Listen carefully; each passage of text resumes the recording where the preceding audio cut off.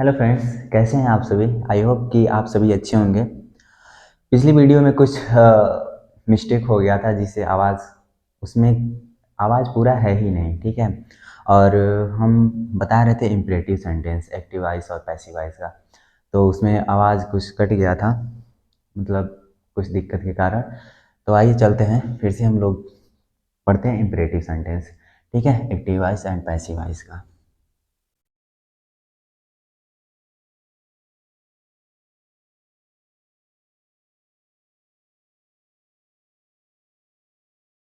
ठीक है, तो इम्परेटिव सेंटेंस में क्या होता है, active voice and passive voice में एक तरफ हम एक्टिव वॉइस लिख लेंगे, एक तरफ पैसिव वॉइस, ठीक है। तो इसमें क्या होता है, एक्टिव वॉइस में इम्परेटिव सेंटेंस वर्ब से स्टार्ट होता है, ठीक है।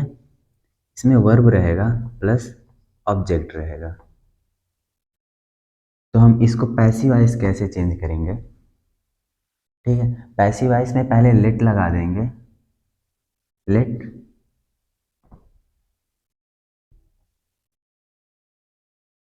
Let plus object plus be plus verb का थर्ड पार्ट।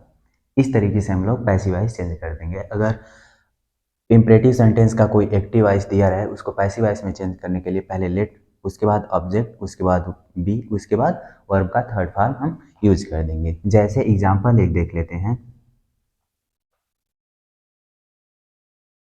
ओपन द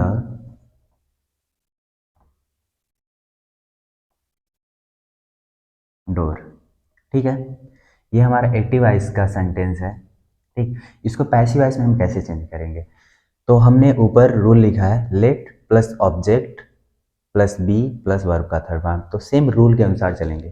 तो ठीक है, पहले हम लेट लगा देंगे, उसके बाद हमारा है ऑब्जेक्ट। ऑब्जेक्ट हमारा इसमें क्या है, डोर, लेट द डोर, उसके बाद बी, उसके बाद वर्ब का थर्ड फॉर्म, तो वर्ब हमारा क्या है, ओपन, ओपन का थर्ड फॉर्म ओपेंड हो जाएगा, ठीक है। तो ये रहा हमारा पैसिव वॉइस का सेंटेंस, इम्परेटिव का एक्टिव वॉइस, और ये हमारा रहा पैसिव वॉइस में कैसे चेंज होगा। तो इस तरीके से इम्परेटिव सेंटेंस का कोई भी अगर दिया रहे, तो इम्परेटिव सेंटेंस हम कैसे पहचानेंगे, पहले वर्ब रहेगा, उसके बाद ऑब्जेक्ट रहेगा। तो हमारा इस हिसाब से let plus object plus be plus verb का थर्ड फॉर्म इस हिसाब से चेंज हो जाएगा, ठीक है। आइए हम लोग, ये तो रहा rule number first imperative sentence का, ठीक है। और हम लोग रूल नंबर सेकेंड देखते हैं, ठीक है। ज़्यादा कठिन नहीं है, आसान है, एक्टिव वॉइस पैसिव वॉइस।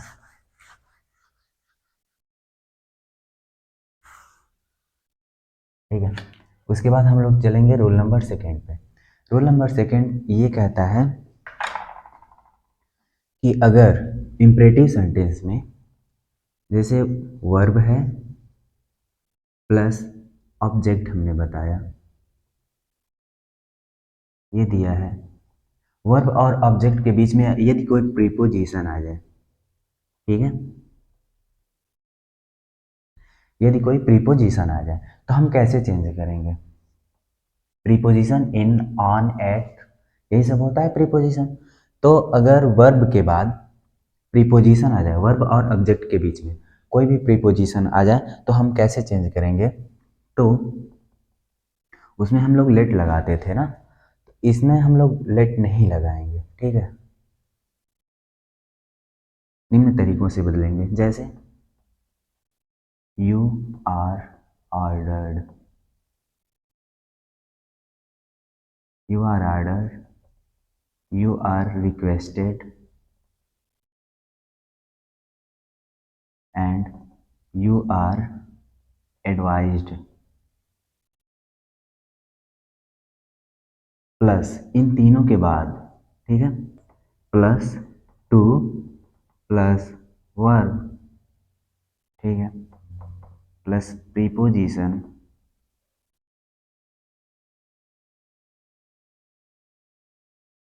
ठीक है, प्लस प्रीपोजिशन,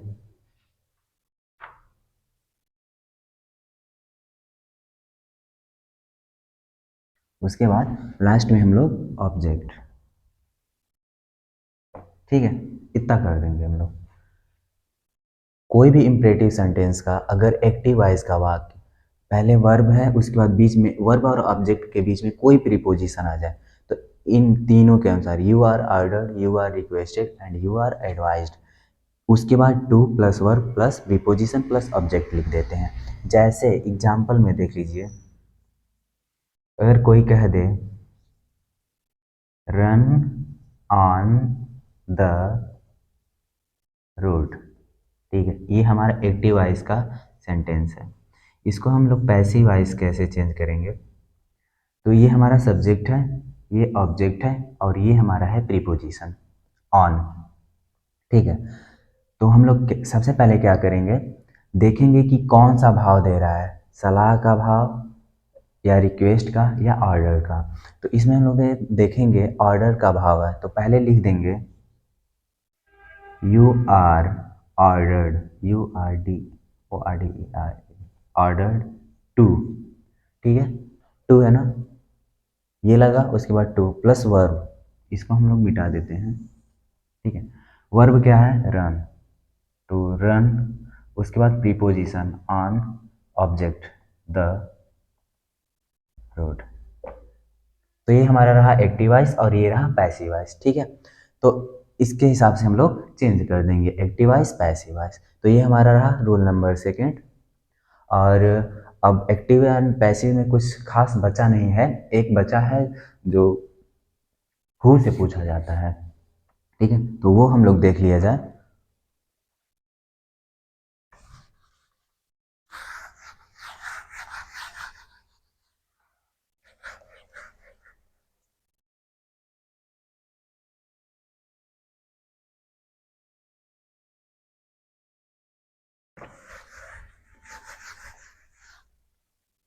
जैसे इसमें रूल नंबर थर्ड लिख लेते हैं, दे देता है ये एक्टिव वॉइस में और इधर पैसिव वॉइस में, ठीक है।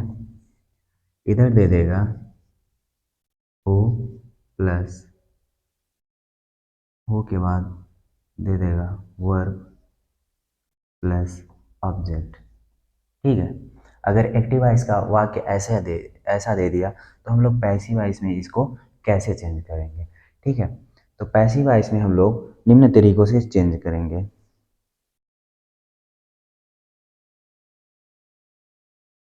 हु का कर देंगे बाई हूँ, बाई हूँ प्लस वर्ब का ये या तो फर्स्ट फॉर्म रहेगा या तो फिफ्थ फॉर्म रहेगा, ठीक है। तो अगर वर्ब का फर्स्ट फॉर्म या फिफ्थ फॉर्म हम लोगों ने पढ़ा था, इज एम आर में परिवर्तित कर देते हैं प्लस वर्ब का थर्ड फॉर्म। तो इस तरीके से हम लोग पैसिव वॉइस बना देंगे इम्परेटिव सेंटेंस का, अगर हु से स्टार्ट हुआ हो तो। जैसे हम लिख देते हैं, जैसे में एग्जाम्पल हम लोग देख लेते हैं, ठीक है। एक्टिव वॉइस में अगर कोई सेंटेंस है, हु प्लेज दिस गेम,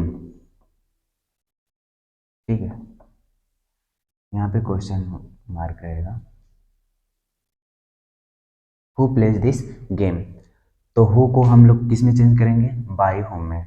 तो लिख देंगे पैसिव वॉइस के वाक्य में by home, by home is, यहाँ से ले लेंगे इज, उसके बाद वर्ब का थर्ड फॉर्म बाई होम, एक मिनट जी, उसके बाद ऑब्जेक्ट, हाँ, by home this game, by home is this game played, ठीक है। तो ये हमारा हो जाएगा इस तरीके से, हु को बाई होम में परिवर्तित करके हम लोग बना देंगे पैसिव वॉइस, एक्टिव से पैसिव। तो आई होप कि जितने भी सारे नियम हैं वो सारे हो गए सेंटेंस संबंधी, और इम्परेटिव सेंटेंस भी हमने बता दिया। और इसके बाद अगर कोई छूटा भी रहेगा, देखेंगे कुछ छूटा रहेगा तो हम बता देंगे। और इसके बाद हम लोग करेंगे इस पे एग्जाम्पल, जो प्रश्न में पूछे, जो परीक्षा में पूछे जाते हैं और जिस तरीके से पूछे जाते हैं, जो पैटर्न है परीक्षा में पूछने का, उस पैटर्न से हम लोग एग्जाम्पल करेंगे। और एग्जाम्पल जैसे कि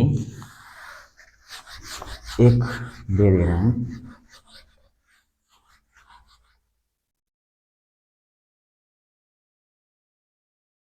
जैसे कि कोई एग्जाम्पल है,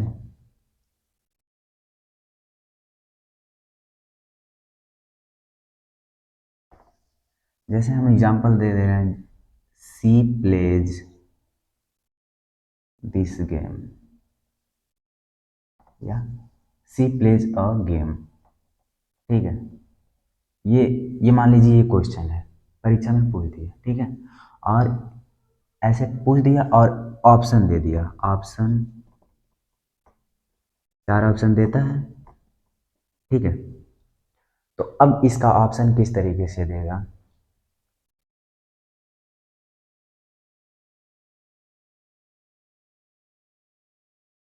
a game was played by her, a game were played by him, ठीक है, a game is played by her, चौथा option, a game is being played by her, ठीक है। ये 4 ऑप्शन दे देगा ऐसे, ठीक है। तो हमने कहा था सबसे पहले क्वेश्चन देखो और उसमें सब्जेक्ट, ऑब्जेक्ट और वर्ब 3 ही चीज़ ध्यान देना है, और उसके अकॉर्डिंग हमको जितने भी रूल लिखवाए हैं उसके अकॉर्डिंग देखना है कि कौन सा ऑप्शन सही है और कौन सा गलत है। पहले तो हम लोग को गलत छांटना सीखना चाहिए और कौन सा सही है ये देखना चाहिए। तो इसमें हम पहले क्वेश्चन में आते हैं, तो पहले ये सब्जेक्ट इसमें सी है, अ गेम इसमें ऑब्जेक्ट है, यहाँ पे लिख देते हैं, ये सब्जेक्ट है, ये ऑब्जेक्ट है, और ये हमारा जो है वर्ब है, ठीक, वर्ब। तो वर्ब हम लोग देखेंगे, सबसे पहले वर्ब, वर्ब कौन से फॉर्म में है, तो कहेंगे कि वर्ब 5th फॉर्म में है हमारा, ठीक है, वर्ब हमारा 5th फॉर्म में है। तो वर्ब जब जब भी हमारा 5th फॉर्म में रहता है तो क्या लगता है, इज एम आर, ठीक है। तो हम अब ऑप्शन में आ जाएंगे, तो ऑप्शन में सबसे पहले देखिए अ गेम वाज, ये कैंसिल हो जाएगा, ठीक है, ये गलत है। उसके बाद इसमें गेम है, ठीक है। उसके बाद सेकेंड ऑप्शन में आएंगे तो यहाँ वर दिया है, ये कैंसिल हो गया, वो भी गलत है। अब बचे 2 ऑप्शन हमारे, तो क्या कह रहा है, अ गेम इज, यहाँ पे इज है। उसके बाद अब हम सब्जेक्ट ऑब्जेक्ट पे आएंगे, और प्रोनाउन का भी मिस्टेक, जैसे देखिए यहाँ पे हर लिखा था, यहाँ पे हिम लिखा था, प्रोनाउन। सबसे पहले देखेंगे सब्जेक्ट हमारा सी है तो सी का हर होगा, तो यहाँ पे देखेंगे हर है, और यहाँ पे देखेंगे इज भी है। यहाँ ऑब्जेक्ट को सब्जेक्ट किया है, a game is played by हर, ये हमारा ऑप्शन थर्ड सही है। चौथे को भी चेक कर लेते हैं, यहाँ पे देखिए अ गेम, ऑब्जेक्ट को सब्जेक्ट बनाया है, यहाँ पे 5th फॉर्म है, 5th फॉर्म है तो यहाँ पे इज लिखा है, सही है। यहाँ पे क्या है, सी का हर हुआ है, लेकिन इज के बाद बीइंग दिया है, और इज के बाद बीइंग कब होता है, जब हमारा यहाँ पे इज एम आर दिया रहता तब, लेकिन हमारा चूंकि यहाँ पे 5th फॉर्म है, ठीक है, तो हमारा ये भी ऑप्शन गलत हो जाएगा और ऑप्शन नंबर 3 सही हो जाएगा। तो इस तरीके से परीक्षा में क्वेश्चन पूछता है, इसीलिए हम बार बार कर रहे थे सिर्फ फॉर्मूला याद करने के लिए, मतलब सूत्र याद करने के लिए, डायरेक्ट कि 5th फॉर्म या फर्स्ट फॉर्म दिया रहे तो इज एम आर में चेंज हो जाएगा, ठीक है। इस तरीके से, ये नहीं कि प्रेजेंट इंडेफिनिट में दिया है तो ये होगा कंटिन्यूअस, ऐसे ऐसे नहीं, ऐसे नहीं याद करना है। हमें सिर्फ देखना है फर्स्ट या फिफ्थ फॉर्म में है तो इज एम आर ऐसे चेंज हो जाएगा। तो वो सारा जितना भी पीछे हम लिखवा चुके हैं वो एक बार प्लेलिस्ट में जाइएगा, देख लीजिएगा, और मतलब कोई भी डाउट हो तो पूछ सकते हैं, इसमें कोई दिक्कत नहीं। और हम लोग आगे ढेर सारा क्वेश्चन जो परीक्षा में अच्छे अच्छे क्वेश्चन पूछे गए हैं, प्रीवियस ईयर में पूछे गए हैं, ऑप्शन के साथ ऑप्शन कैसे एलिमिनेट करते हैं उसको हम लोग सीखेंगे। ठीक है, तो आज के लिए इतना ही। आई होप आप लोगों को क्लियर और बहुत अच्छे तरीके से समझ में आया होगा। तो विश्वास करते हैं कि आप लोगों को अच्छा लगेगा। और इसके बाद एक्टिव पैसिव के बाद हम लोग पढ़ेंगे अगला टॉपिक नरेशन।